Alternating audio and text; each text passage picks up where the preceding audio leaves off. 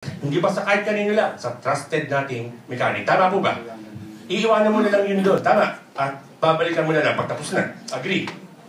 Well, the same thing that happens when we are healing. Same thing happens. If you really wanted to heal, then let the one who knows how to heal you handle the work. Hindi mo naman kayang pagalingin ang sarili mo, ba't ka nag-worry? Tama ba? Hindi mo naman kaya eh. Kahit pagtulungan natin yung dalawa, hindi natin yung kaya kasi isa lang ang alam ko na kayang gawin yan. Eh di sa kanya mo ibigay. Tama po ba? Then ano gagawin ko? Aba, huwag mo nang pakialamanan pag nasa kanya na. Kasi ako man, si God, ha? Ako man ang mekaniko mo. Nagpapagawa ka sa akin. Lahat ng ginagawa ko, pinakikialaman, ito ba tama ba? Ito ba talaga dapat nakalagay? Ito ba dapat doon? Mamaya sabihin ko sa'yo, ikaw na kaya gumawa. Tama ba?